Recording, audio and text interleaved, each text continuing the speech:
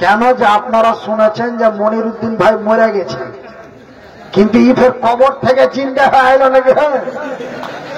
না, এই বলে আপনারা একটু হুড়পাড় বেশি করে আসছেন কেন?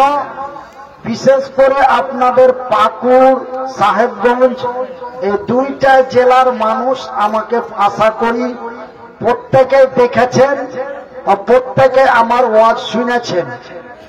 আপনারা এত মানুষ আসতেন না, আমি বুঝতে পারছি। এত মানুষ, এত শ্রোতা হওয়ার একটাই কারণ যে আমরা তো শুনেছিল মরে গেছে, আমরা তো শুনেছিল যে ইন্তিকাল হয়ে গেছে। কতবার আপনাকে এখানে আসার কথা ছিল, কিন্তু প্রচন্ড অসুস্থতার কারণে আসতে পারিনি। আপনাদের দোয়ায়, আল্লাহর দয়ায় আল্লাহ আমাকে দুনিয়াতে পুনরায় বাঁচিয়ে রেখেছেন। এই জন্য আপনারা আমাকে দেখতে পেলেন বা আমি আপনাদের দেখতে পেলাম। এই জন্য বলি যে আপনারা একটু ধীর মস্তিষ্কে আপনারা বসেন। নাম্বার আর স্টেজে যারা বসে আছেন আপনারাকে অনুরোধ করবো আমার 4 ঘন্টা হিলা নাকি ভাই, কেন আমার 4 হিলছে তো মনে হচ্ছে ভূমিকম্প হয়েছে। হাসছেন কেন? অ্যাকচুয়ালি কথা ওই জন্য বলছি যে কি আপনারা বসে আছেন, স্টেজে বসে আছেন, বসে থাকেন। আপনারাকে আমি স্টেজ থেকে নামিয়ে দিচ্ছি না বা নামাবো না, কিন্তু আপনারা হিলা লড়া করবেন না। আপনারা চুপচাপ বসেন। আমি আমার গতিতে যতটুকু পারবো ইনশাল্লাহ আমি আপনাদের আলোচনা শোনাবো। তবে মাইকমান ভাই আসা অনেকটা আওয়াজ আমার দিকে ফিরিয়ে দিয়েছে, আরো চেষ্টা করছে। আর স্ট্যান্ড গুলো আস্তে আস্তে ভাই তোমরা একে একে আপন আপন স্ট্যান্ড গুলো নামিয়ে দাও। আর দাঁড়ানো শ্রোতাদের বলি আপনারা আস্তে আস্তে বসার চেষ্টা করুন।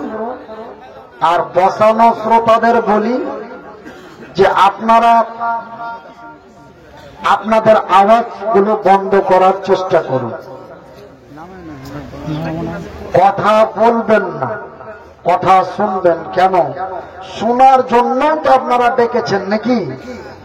এবার শোনার জন্য ডেকে আপনারা যদি বলেন তবে আমি শুনি, আপনারা বলেন নাকি ভাই? আমি বলবো আপনারা শুনবেন, তার জন্য তো ডেকেছেন নাকি? বলতে তো সবাই জানে, আমরা তো সবাই কথা বলি। আল্লাহ তো আমাদেরকে বড় একটি নিয়ামত দিয়েছেন, আল্লাহ মহুল বয়ান। আমি মানুষকে কথা বলার শক্তি দিয়েছি, কিন্তু অন্য কোন প্রাণীকে কথা বলার শক্তি দিই নাই, কিন্তু পৃথিবীর মানুষকে তা দিয়েছি। সেহেতু আমরা তো সবাই কথা বলতে পারি, তবে কেউ বললে কাউকে শুনতে হয়, কেউ যদি না শুনে কেউ বলতে পারে না। এটা আমি মনিরুদ্দিন লিখিত চ্যালেঞ্জ করব। কেউ বলে আর কেউ যদি না শুনে তবে বলনেওয়ালা বলতে পারে না। সে ও চাই বলে, একজনকে শুনতে হবে তবে অন্যজন বলতে পারবে। ইন্নাল হামদুলিল্লাহি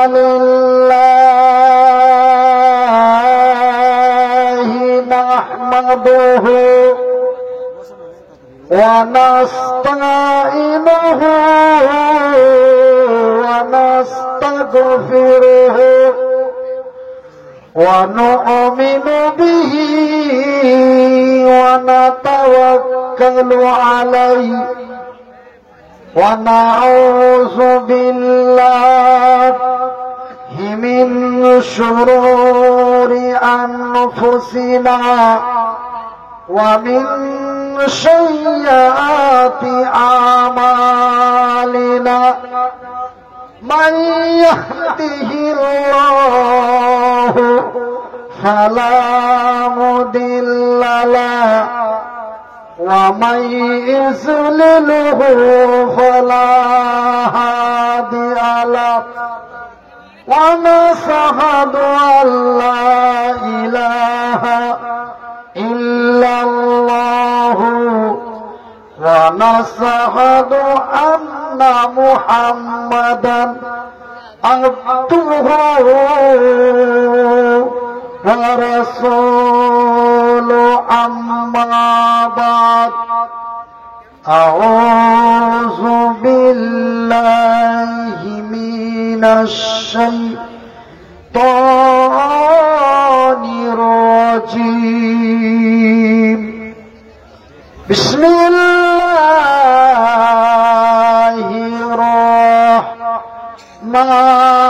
রাহমানির রাহিম ওয়ালা তাকুলু লিমান ইউকতালু ফি সাবিলিল্লাহ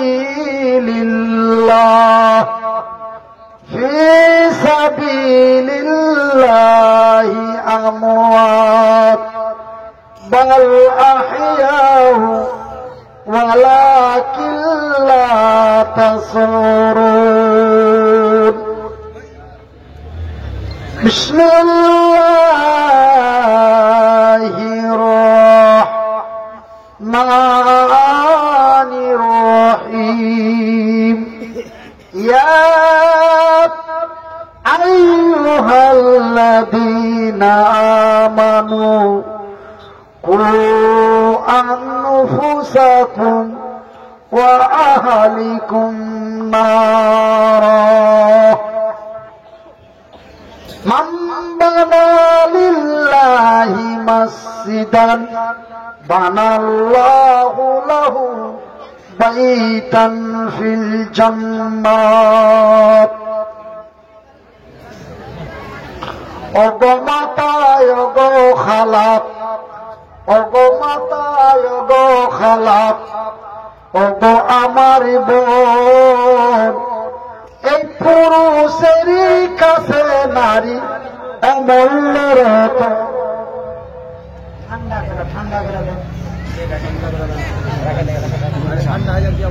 ওগো মাতায় ওগো খালাত ওগো আমার বোন এই পুরুষেরই কাছে নারী অমূল্য রতন এ দুনিয়াতে যত ধন পুরুষেরই আছে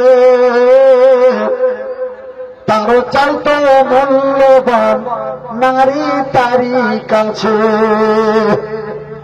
কিন্তু সেই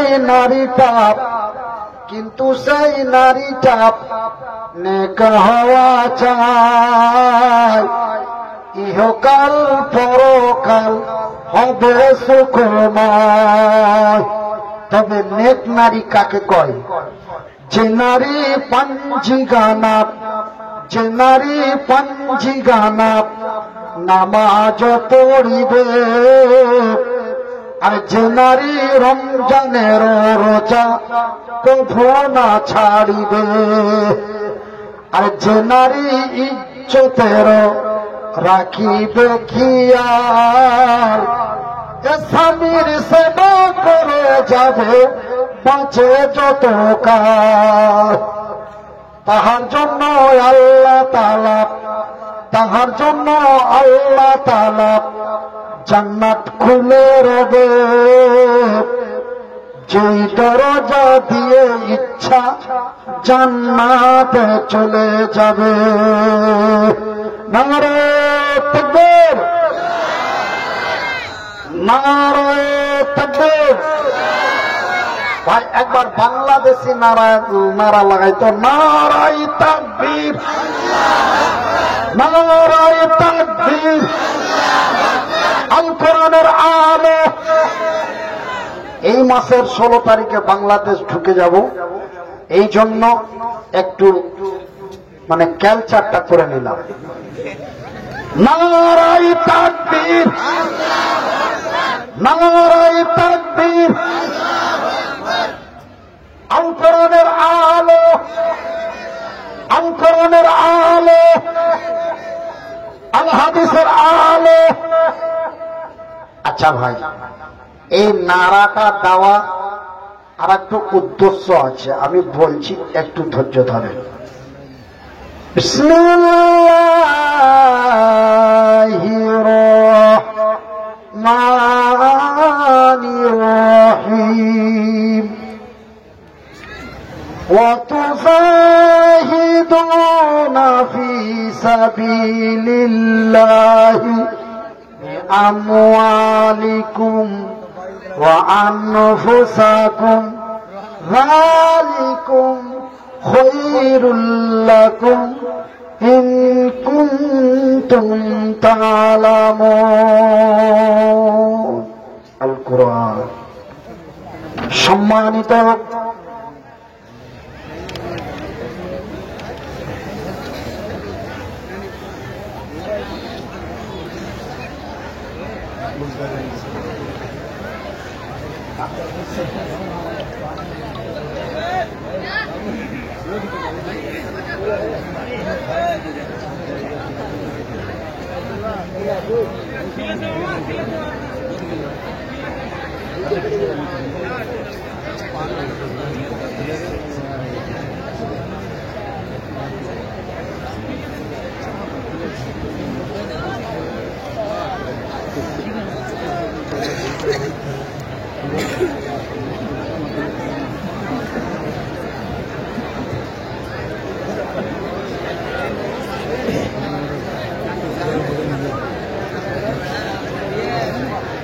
সম্মানিত ও যোগ্যতম আজকের সভার সভাপতি মহাশয়,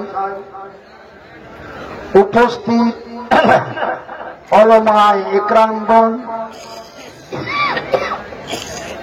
অত্র এলাকা থেকে ছুটে আসা ইসলাম দরদী, ইসলাম পিপাসিত ভাই ও বন্ধুরা, বয়োজ্যেষ্ঠ বয়স্প্রাপ্ত বাপ এবং চাচারা, স্নেহের কচি কচি ছেলেরা, পর্দায় বসে থাকা মা ও ভগ্নীগণ, প্রশংসা ওই মহান আল্লাহর, যেই মহান রব্বুল আলামিনের অশেষ দয়ায় মহান আল্লাহ আমাকে মৃত্যুর কাছাকাছি পৌঁছে দিয়ে পুনরায় ফিরিয়ে আপনাদের মাঝে উপস্থিত করেছেন।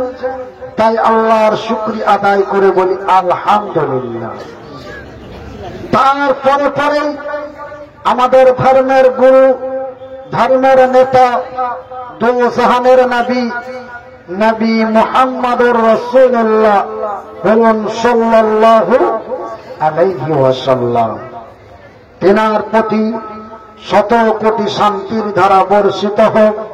আল্লাহুম্মা সাল্লি আলাইহি আল্লাহুম্মা বারিক।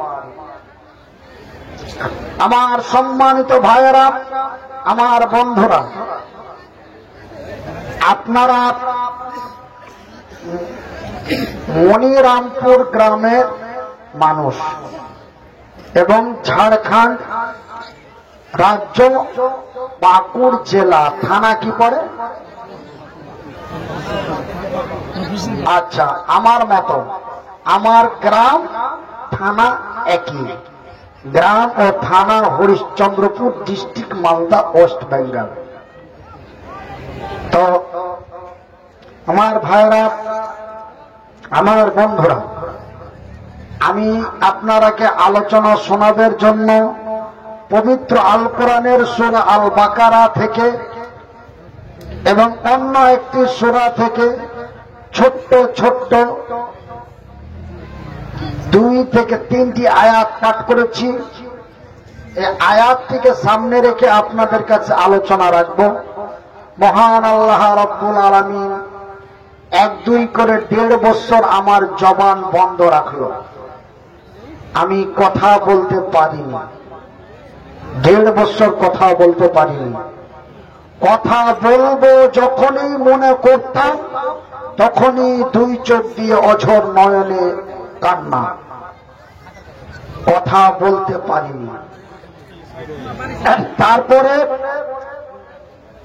গত সেপ্টেম্বর মাসের 17 তারিখ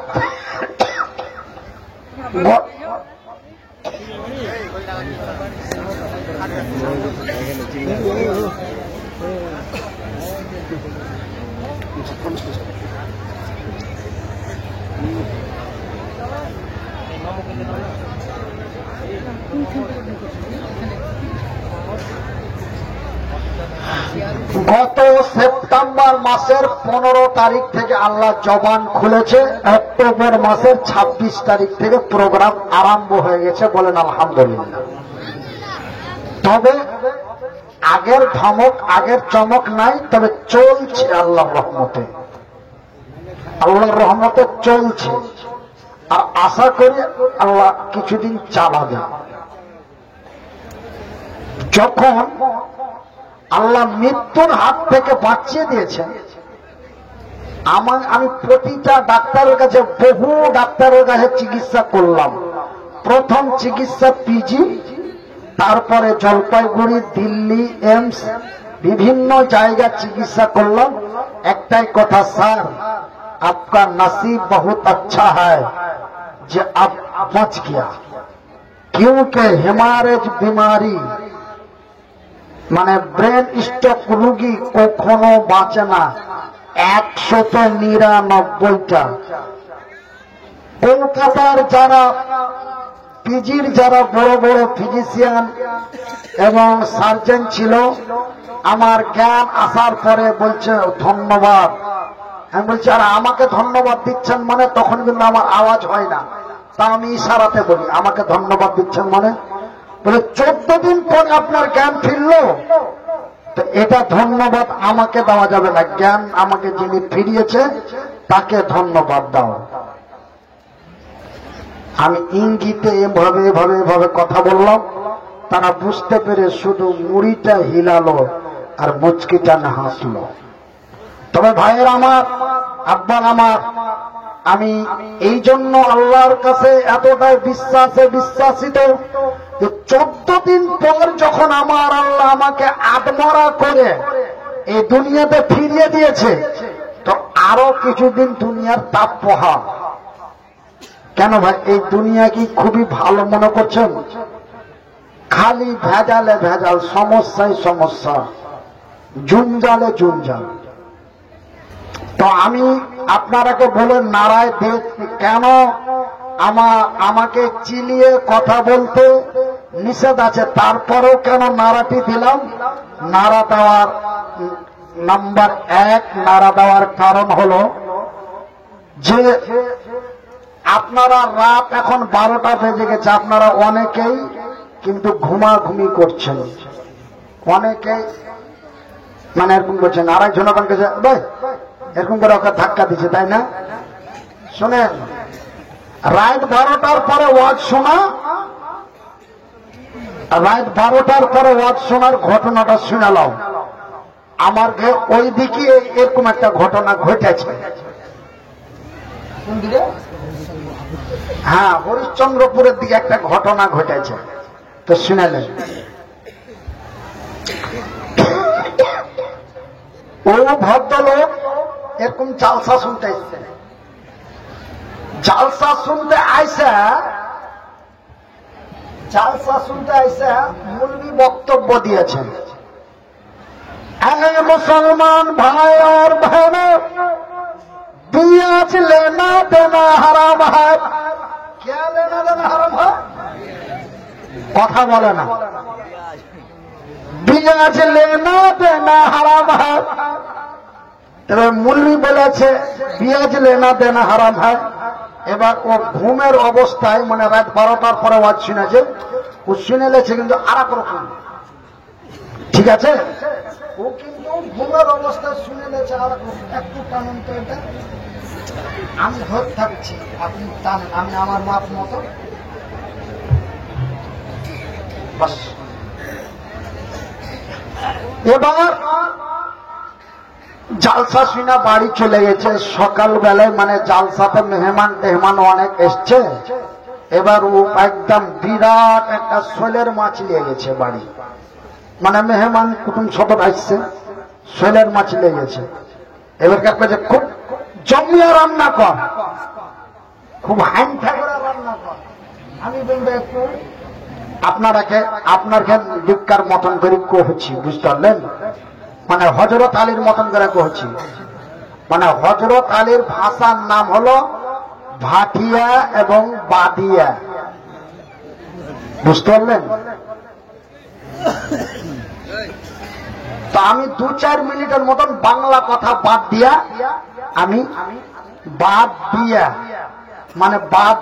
বাদিয়া কথা বলছি। এবার বলে খুব আইন ঠাকুরা রান্না কর। তুমি বলছে হাজি আইন ঠাকুরা যে রান্না করব, তো বাড়িতে যে একটাও পেজ নাই কি না, এদের কথা বলে না। বলছে বাড়িতে যে পেজ নাই, বলছে চাপ্পল দেখেছি, বলছে কেনা, বলছে রাতে মুলবির ওয়াজ শুনিসনি কেনা? মুলবি কি কয়েছে? মুলবি কয়েছে পেজ খাওয়া হারাম। পেজ খাওয়া, মুলবি কিন্তু পেজ খাওয়া হারাম বলেনি। মুলবি বলেছে বিয়াজ লেনা দেনা হারাম হয়, মানে সুদ লওয়া দেওয়া হারাম। তো মুলবি বলেছে বিয়াজ লেনা দেনা হারাম হয়, আবু নিন্ধের অবস্থায় শুনেছে পিয়াজ খানা হারাম হয়। দিয়ে বিশাল ঝামেলা, একদম দুজনা মেলা খুব মারামারি, একদম ঠুকাঠুকি। তারপরে বলছে তুই আমার স্ত্রী হার গতরে হাত তুললি, তোকে দেখবো না, তোর বাড়িতে থাকবো না, তোকে দেখবো না, তোর বাড়িতে থাকবো না। এই বইলা ও রাগ করে মেরে দিয়েছে টাপ। বলছে হাজি কোনটা যাবা, কোনটা যাবা? বলছে বকিস না, বলছে শোনো যেখানে মন সেখানে যাও, কিছু খাওয়া যাও। বলছে তোর খাওয়ার খাবো না। রাত 12টার পরে জালসা শোনার এক্সাম্পলটা দিচ্ছি আপনারাকে, ওই জন্য একটু নাড়া টাড়া দিয়েছি। আমার ভারত এবারকার বহুটার উপর রাগ করে মেরে দিয়েছে টান, তোর বাড়িতে থাকবো না, তোর খাওয়ার খাবো না। এই বলে ও একদম ট্রেন ধরেছে Radhikapur express, Radhikapur to Kolkata Radhikapur express ধরে নিয়েছে না খেয়ে। কিন্তু ভাই মানুষের ভোগ থামে কতক্ষণ? এবারকার চলতে আছে না খেয়ে, চলতে আছে, চলতে চলতে চলতে চলতে রাত 12টা একটা হয়েছে খাগড়া স্টেশন। খাগড়া স্টেশন দেখেছেন তো? খাগড়া স্টেশন ট্রেন দাঁড়ালছে 13 মিনিট স্টেশন। এবার খাগড়া স্টেশনে একটা হকার উঠেছে, একটা হকার উঠেছে, আর ওর নিচে সিট পায়নি, ওপরে শুতে আছে। এরকে নিন্দ ছাড়ে না আর এরকে ভোকও মানে না। এবার হকার উঠে বলে এ রোটে তরকারি, রোটে তরকারি। ও এবারকার ঘুম থেকে উঠে চোখ মুখ কছিল, ঘুম থেকে উঠে চোখ মুখ করছিল, বলছে দাও। বলে কত? বলে আরে দাও। তো দাও বলেছে, ওকে আইডিয়া করে দিয়ে দিয়েছে। এবার খাওয়া দাওয়া কমপ্লিট। এবার জুত করে ঠোঁট মুখ শাকে মুছে ফের উল্টা পড়া, মানে রাত 12টা পার হয়ে যেত, ঘুমা থামে না, উল্টা পড়ে। এবারকার হকার বলছে এই টাকা দাও। বলে কয় টাকা? 20 টাকা। এই টাকা দাও। কয় টাকা? 40 টাকা। এই টাকা দাও। কয় টাকা? 60 টাকা। এই টাকা দাও। কয় টাকা? 35 টাকা। এবারকার সব টাকা লওয়ার পরে এই টাকা দাও। বলে কিসের টাকা? এবার কিন্তু গল্প খারাপ। কিসের টাকা? বলছে যে রুটি তরকারি খেলে তো টাকা দিবা না। বলছে কয় টাকা? বলে 50 টাকা। বলে টাকা দাও। তো বলছে কিসের টাকা? বলছে আরে তুমি যে খাইলা রুটি তরকারি তো টাকা দিবা না। বলছে এই মামুর বেটা সম্বন্ধী, তুই রুটি দেওয়ার আগে কি বলেছিলি? তুই রুটি দেওয়ার আগে কি বলেছিলি? বলছে আমি কি বলবো? আমি বলেছি রুটি তরকারি। বলে তুই ভালো করে বলতো, তুই রুটি তরকারি বলেছিলি? তার মানে হকার বলেছে এ রুটি তরকারি, রুটি তরকারি। ও রাত 12টার পরে শুনেছে রুটি সরকারি, রুটি সরকারি। হ্যাঁ, এখানে পেঁয়াজ লেনা যারা হারাম হয়, ওখানে শুনেছে ও পেঁয়াজ খানা হারাম হয়। এখানে বলা হয়েছে রুটি তরকারি, ও শুনেছে রুটি সরকারি। তারপরে হকারের মিজাজ খারাপ, আর পাঁচ চাপ্পল খান খুলে পার 2-4 চাপ্পল। বেটা রেলমন্ত্রী 50 পয়সা কম হলে টিকিট দেয় না, তাই দেখি ভাই একটা টিকিট কেটে দেখিয়ে দাও। সেই ভারতের রেলমন্ত্রী যদি 50 পয়সার কারণে একটা টিকিট দিতে না পারে, আমি গরিব মানুষ দিন খাই দিন খাটি, আর তোকে রাত 12টার সময় ফ্রি রুটি খাওয়াই দিয়েছি মামুর বেটা। এবারকে 2-4 চাপ্পলও খাইতে হলো, 2-4 চাপ্পলও খাইতে হলো, টাকাটাও দিতে হলো। তো ওই লেগা বলছি ভাই, ঢুলাঢুলি করিও না। যদি ঢুলাঢুলি করেন তবে আস্তে আস্তে বাড়ি চলে যান। কেনা জানেন যে আমি কহব একটা, আপনারা শুনবেন আর একটা, তারপরে তখন ঝামেলা হয়ে দেখা গেল যে কি বাড়ি যা বহু তালাক দেওয়া দিয়ে হয়ে যেতে পারে। মানে আমি বলবো একটা, আপনি ঘুমের ঘরে শুনবেন আর একটা, মানে আমি বলবো একরকম, আপনি শুনবেন আর এক রকম। তাই একটু ঘুমটা ভাঙিয়ে দিয়ে বলি, নারে তাকবীর, নারে তাকবীর, আল কোরআনের আলো, আল কোরআনের আলো। এই 2-3টা চালা করে জমে গেছে। আল কোরআনের আলো, আল হাদিসের আলো। আমার ভাইরা, আমার বন্ধুরা, আপনারা একটার পর একটা বক্তার বক্তৃতা শুনলেন। আমিও আপনাদের এখানে মোটামুটি সন্ধ্যা 7:15 মধ্যে ঢুকে গেছি। আমিও একটার পর একটা বক্তার বক্তব্য শুনলাম। তারপরে আমার আগে আমার যেই ভাই বক্তব্য দিলেন, মাওলানা হাবিবুল্লাহ রাজেন্দ্র, জিনার বাড়ি মুর্শিদাবাদ জেলার সাগরদিঘি থানা। সত্যি একজন ব্যক্তি জান্নাত নিতে গেলে, জান্নাত মামুর বাড়ির আবদার নয়, জান্নাত মামুর বাড়ির আবদার নয়। জান্নাত নিতে গেলে আপনাকে ত্যাগ স্বীকার করতে হবে।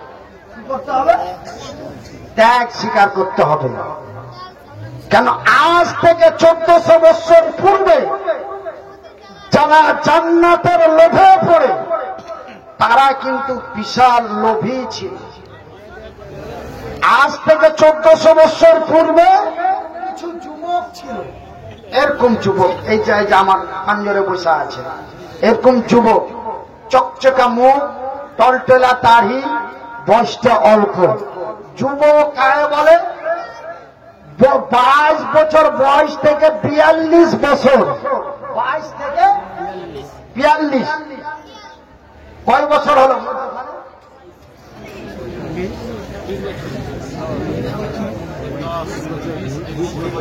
এই 20 বছর বয়সটা অত্যন্ত গুরুত্বপূর্ণ বয়স। 20 বছর, 20 বছর বয়স, এই বয়সখানিতে আপনি যেটা চাইবেন সেটাই করতে পারবেন। যদি মনে করেন যে জান্নাতের কাজ করব, জান্নাতের কাজ করতে পারবেন। তো আজ থেকে 1400 বছর পূর্বে এই 22 থেকে 42 বছর পর্যন্ত এই যুবকগুলি, যেমন হযরতে বিলাল, আব্দুল্লাহ বিন রাওয়াহা, হযরতে হানজালা, এমনি করে করে হযরতে মাসউদ, এমনি করে হযরতে আবু উবাইদা, এমনি করে হযরত আব্দুর রহমান বিন আউফ, এমনি করে করে সেই নওজোয়ান তরুণ যুবকেরা তারা জান্নাতের লোভে পড়ে, তাদের লোভ, প্রচন্ড লোভ ছিল, তাদের প্রচন্ড লোভ ছিল। তবে লোভ ধন সম্পদ, টাকা পয়সার উপরে ছিল না। তারা জান্নাতের লোভে পড়ে, নবীর মহব্বতে পড়ে, নবীর ভালোবাসায় পড়ে তারা আল্লাহর আকাশের নিচে জমিনের উপরে পৃথিবীর মানুষকে দিয়ে গেছে ইতিহাস। কি দিয়েছে? ইতিহাস। আর বর্তমান 2024 সালের যুবকেরা 2024 সালের কি হবে জি ভাই?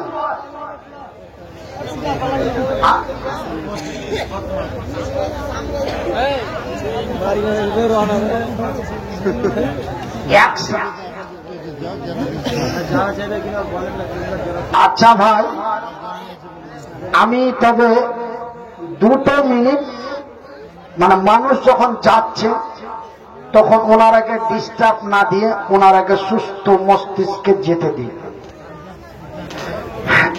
জাগি জাগি জাগে রে মুসলমান, জাগ জাগ জাগে রে মুসলমান, চৌদিকে ফিরিয়ে দেয় তুই তৌহিদ দি ফরমান। তবে আমি যে কথাটা বলতে চাইছিলাম যে তারা জান্নাতের লোভে পড়ে, নবীর মহব্বতে পড়ে তারা আল্লাহর জমিনে দিয়ে গেছে ইতিহাস। তারা ছিল আজ থেকে 1400 বছর পূর্বের তরুণ এবং তরুণী। আর বর্তমান 2025 সালের যুবকেরা, 2025 সালের যুবতীরা ধন সম্পদের লোভে পড়ে, ধন সম্পদের লোভে পড়ে, সুন্দরী রমণীর প্রেমে পড়ে জাতিকে দিয়েছে কলঙ্ক। জাতিকে কি দিয়েছে বাবা? জাতিকে দিয়েছে কলঙ্ক। কিন্তু তারা দিয়েছে ইতিহাস। আমার ভাই, আমি যেমন দেখতে খারাপ, ফ্যান নাই, হাত নাই, এক তো পঙ্গু ছিনু ছিনু, দ্বিতীয়তে আল্লাহ আবার ওয়ান সাইড করে দিয়েছে। মানে আপনাকে এই গ্রামেরই একজন সুনামধন্য বক্তা ছিলেন মাওলানা সাইফুদ্দিন সাহেব। তিনি বেঙ্গল বিহারের ফেমাস বক্তা ছিলেন। আমার মতো অসুখেই তিনি 3 বছর আল্লাহর জমিনে বেঁচে থাকার পরে তিনি ব্রেন স্ট্রোক প্যারালাইসিস হয়ে 3 বছর পরে তিনি ইন্তিকাল করেছিলেন। আমার কাছে খবর আছে। তো ঠিক ওটাই আমারও অসুখ। আমার 2 বছর অলরেডি পেরিয়ে গেছে। আমি বর্তমান ওনার গ্রামেই বক্তব্য রাখছি, আল্লাহ রাখাচ্ছে না। তাই আমি একটা কথা বলে যাচ্ছি, আমার কথা যদিও শুনতে খারাপ হয় তবুও বুঝতে ভালো, বিশ্বাস করুন, না হলে কথা শুনেন। তারা জান্নাতের লোভে পড়ে, নবীর প্রেমে পড়ে তারা জাতিকে দিয়েছে ইতিহাস। আমরা মনিরুদ্দিনের মতো তরুণ যুবক, আমরা 2025 সালের তরুণ, আমরা ধন সম্পদের লোভে পড়ে, সুন্দরী রমণীর প্রেমে পড়ে আমরা জাতিকে দিয়েছি কলঙ্ক। তবে ওরাও ছিল লোভী, আমরাও লোভী। তবে ওদের লোভটা ছিল জান্নাত, আমাদের লোভটা হলো টাকা পয়সা। আমাদের যদি টাকা পয়সার লোভ না হলো, তবে সামান্য কয়েকটা টাকার কারণে নিজের স্ত্রীকে, নিজের সুন্দরী রমণী স্ত্রীকে অনলাইনে তুলে দিয়েছে। আর ওরা ঢাকা মারামারি করছে, আর ভিডিও করে ফেসবুকে দিয়ে দিচ্ছে। ওরা ঢাকা মারামারি করছে, ওরা গাড়ি দেওয়া করছে, আর ফেসবুকে দিয়ে দিচ্ছে। আর রব্বুল আর সলিমুদ্দিন কলিমুদ্দিন ঘরে দেখে দেখে মজা দিচ্ছে। এটা কিসের লোক? যত মানুষ দেখবে ওকে অ্যাকাউন্টে টাকা ঢুকবে, এটাই তো লোক, এটাই তো লোক নাকি? মাসে হতো 20,000 15,000, খুব বেশি হলে। দেখেন ভাই, আমি একটা ইউটিউব চ্যানেল চালাই খুব কষ্ট করে, ওই 3 মাস 4 মাস পরে 20,000 25,000 করে পাওয়া যায়। 3 মাস 4 মাস পর একবার। তো এই সামান্য টাকার লোভে পড়ে আমার স্ত্রীকে আমার বোনকে, আমার ভাবিকে আমরা আজকে অনলাইনে তুলে দিয়েছি। আপনাদের এলাকারই একটা ছেলে আছে, আমি তার বিরুদ্ধে কথা বলছি না। সে ইউটিউবে উল্টা পাল্টা ভিডিও, ফেসবুকে উল্টা পাল্টা ভিডিও, খালি ওই চুটকি লাগা কথা। ওকে ও ঢাকা মেরে দিলে, ওকে ও ঢাকা মেরে দিলে, ওর পাশে ও বাঁশ লিয়া দৌড়াইলো, ওর পাশে ও আলো ঘিল আগালি লিয়া দৌড়াইলো। কোন জ্ঞানের মতো কথাই না। ছেলে পিলা যে দেখে হতো একটু কিছু শুনবে। আরে আমি যদি কিছু নাও করতে পারি, আমার নিজের কথা বলছি, তো মানুষ আমাকে দেখে বলে সুবহানাল্লাহ, আল্লাহ তুমি লোকটাকে এরকম করে বানালছ। তবে আমাকে দেখলে আপনার মুখ দিয়ে বাড়াবে সুবহানাল্লাহ। তো ভাইজান, আল্লাহ আমাকে আপনাদের প্রশংসা রূপে তৈরি করেছেন, যে মহান আল্লাহ রব্বুল আলামিন আপনাদের মতোই, আপনাদেরও দুটো হাত, আমারও দুটো হাত, তবে আপনাদের হাতগুলো আলাদা, আমার হাতগুলো আলাদা। আমার ভাইরা, আমি সেই সব কথা বলতে চাই না। আমার বলার উদ্দেশ্য হলো, তারা জান্নাতের লোভে পড়ে, নবীর প্রেমে পড়ে তারা জাতিকে দিয়েছে ইতিহাস। আর আমরা 2025 সালের তরুণ যুবক, আমরা ধন সম্পদের লোভে পড়ে, সুন্দরী রমণীর প্রেমে পড়ে আমরা জাতিকে দিয়েছি কলঙ্ক। জাতিকে কি দিয়েছি? কলঙ্ক। কলঙ্ক। দেখেন মনিরুদ্দিন ভাই, আপনি মনে হয় অসুস্থ হওয়ার পরে বেশি টেম্পার নিয়ে কথা বলছেন। আপনি যে বলছেন ওরা ইতিহাস দিয়েছে, আমরা কলঙ্ক দিয়েছি, তবে ওরা ইতিহাসটা কি দিয়েছে আপনি একটু বলেন।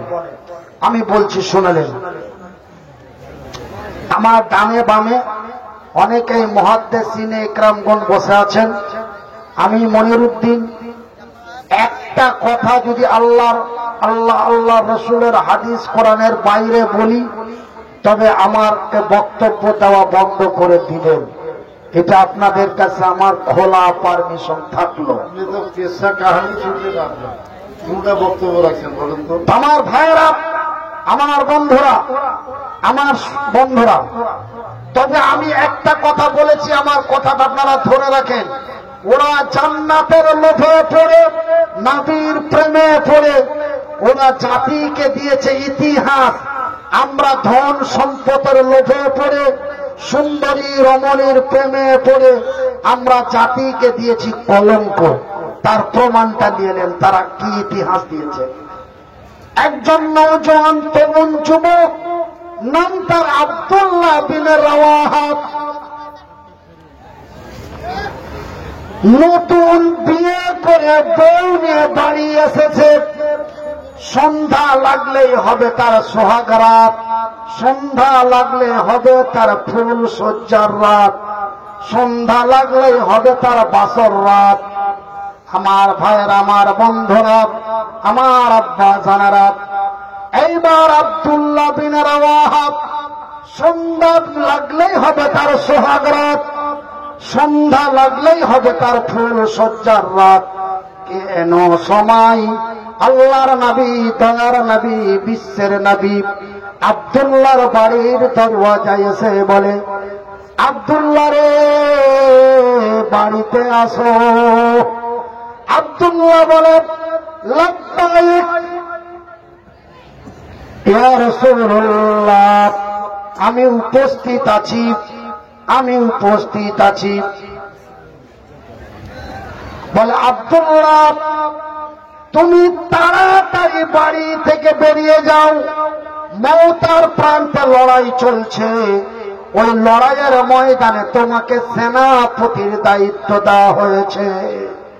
নতুন বউ একজন অন্যজনকে দেখে না, একজন অন্যজনকে দেখে না।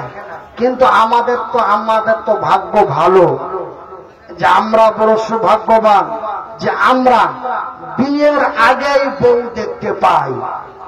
কিন্তু আজ থেকে 30-35 বছর আগে বেটা তার বাপের উপরে ডিপেন্ড করত, বেটা তার চাচার উপরে ডিপেন্ড করত। তবে কি বিয়ের আগে বউ দেখতে যেতে পারা যায় না? আমি সেটা বলি না, দুটোই যায়। আমার ক্ষুদ্র শিক্ষা জ্ঞানে আমি যতটুকু জানি যে বিয়ের আগে ছেলেও যে দেখে আসতে পারে, গার্জেনও যে দেখে আসতে পারে। তবে আজ থেকে 30-40 বছর আগে ছেলে তার বাপের উপরে ডিপেন্ড করত, ছেলে তার চাচার উপরে ডিপেন্ড করত। হারগাব মাছকল আব্বা যেটা করবে সেটাই, হার বড় বাপু যেটা করবে সেটাই। কিন্তু এখন একটু অন্যরকম হয়ে গেছে, একটু ডিজিটাল হয়ে গেছে ওই চ্যাংড়াটা। আর আমার ভাইয়ের, আমার বন্ধুরা, আরে আমার আব্বা জানেরা, এইবার আব্দুল্লাহ বিন রাওয়াহা আল্লাহর নবীর ডাক শুনে প্রস্তুতি নিয়ে বাড়ি থেকে বেরিয়ে যাচ্ছে অন্যায়ের প্রতিবাদ করার জন্য, সত্যের বিজয়ের জন্য, কালেমার ঝান্ডা উঁচু করার জন্য বাড়ি থেকে বেরিয়ে যাচ্ছে। বিবির সাথে দেখা করে নাই, উল্টো পিঠ দিয়ে বেরিয়ে যাচ্ছে নবীর মহব্বতে পড়ে, জান্নাতের লোভে পড়ে। আমি আব্দুল্লাহ লড়াইয়ের ময়দানে যে অন্যায়ের প্রতিবাদ করে শহীদ হয়ে যদি মারা যায়, তবে আমার রাসূল বলেছেন যারা শাহাদাতের মৃত্যুবরণ করে তারা বিনা হিসাবে আল্লাহর জান্নাতি। এই জন্য আমি আব্দুল্লাহ বিন রাওয়াহা আমি মমতার প্রান্তে অন্যায়ের প্রতিবাদ করে সত্যের বিজয় করতে যে আমি শহীদ হয়ে আল্লাহর জমিন থেকে বিদায় নিব। এই নিয়ে আব্দুল্লাহ বিন রাওয়াহা বাড়ি থেকে বেরিয়ে চলে যাচ্ছেন। বিবির সাথে দেখা করে নাই। বিবি তার পিছন থেকে ডাক দিয়ে বলে, ও আব্দুল্লাহ, বিদায়কালে শেষের বেলায় একটু দেখা করা যাবে না, একটু দেখা করা যাবে না? বিবি বলে, আব্দুল্লাহ বলে, না রে বিবি না, আমি তোমার সাথে দেখা করতে পারি না। কেন গো স্বামী যান, কেন দেখা করতে পারো না? বলে, বিবি রে, তোমার সাথে দেখা করতে যে, তোমার সাথে দেখা করতে যে যদি তোমার সুন্দরী রমণী চেহারা খানা দেখে যদি আমার মহব্বত এসে যায়, যদি আমি তোমার ভালোবাসায় পড়ে যাই, তবে আমি লড়াইয়ের ময়দানে যেতে পারবো না। আর আমি যদি লড়াইয়ের ময়দানে যেতে না পারি, তবে আমার নবী, আল্লাহর নবী, দয়ার নবী, বিশ্বের নবী আমার অপেক্ষা করবে। আমার আব্দুল্লাহ কই রে? যদি আমার রাসূল আমাকে লড়াইয়ের ময়দানে দেখতে না পায়, না জানি কতই কষ্ট পাবে। এই জন্য আব্দুল্লাহ বিন রাওয়াহা ডানে বামে না দেখে, স্ত্রীর মহব্বতে না পড়ে, অন্যায়ের প্রতিবাদ করার জন্য, সত্যের বিজয়ের জন্য বাড়ি থেকে বেরিয়ে চলে গেলেন। আমার ভাইয়ের, আমার বন্ধুরা, তবে আজকে আমাদের অবস্থাটা কি? আজকে আমরা সামান্য টাকার লোভে পড়ে নিজের ভাইকে ভাই খুন করে দিই, নিজের চাচাকে নিজের ভাতিজা খুন করে দিই সামান্য টাকার লোভে পড়ে। কিন্তু আমার ভাইয়েরা, আজ থেকে 1400 বছর পূর্বে আব্দুল্লাহ বিন রাওয়াহা এমনি করে হযরতে হানজালা, আব্দুল্লাহ বিন রাওয়াহা, হযরতে হানজালা, তারা অন্যায়ের প্রতিবাদ করে সত্যের বিজয়ের জন্য তারা লড়াইয়ের ময়দানে যে শহীদ হয়ে গেছে। আমার ভাইয়েরা, আমার বন্ধুরা, আমি মনিরুদ্দিন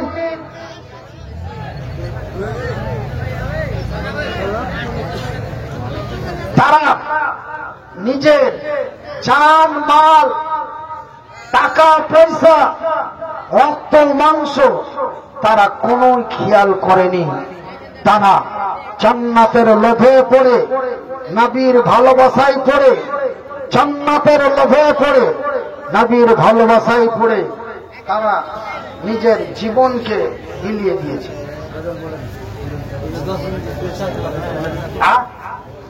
গজল